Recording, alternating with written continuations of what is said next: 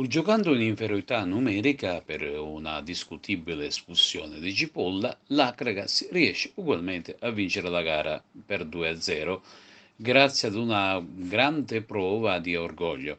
In panchina al posto di Corrado Mutulo squalificato e c'era Francesco Nobile, il quale ha portato fortuna al complesso biancazzurro, che sin dalle prime battute ha messo sotto assedio la retroguardia bianconera. Le reti sono arrivate nel momento in cui la compagine dei Templi ha dovuto giocare in inferiorità numerica 10 contro 11 senza subire tuttavia grandi contraccolpi ed a sbloccare il risultato ci ha pensato proprio Caronia con un tiro che ha superato il portiere locale Bevilacqua. L'Alcamo non reagisce, il gigante sfiora ancora la rete con Licata e Biondo. La gara in ogni caso rimane saldamente in mano alla compagine dei Templi che gestisce senza particolare difficoltà.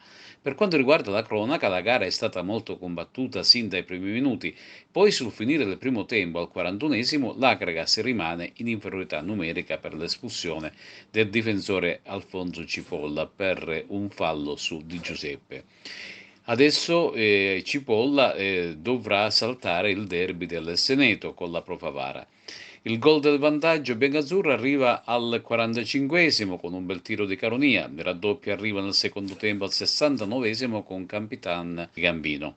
Adesso l'Akragas è secondo in classifica generale, lo Sporting Vallone infatti è stato piegato in casa dalla Parmonval e ciò permette al gigante di inseguire da solo il Dattilo che continua a vincere ripetutamente.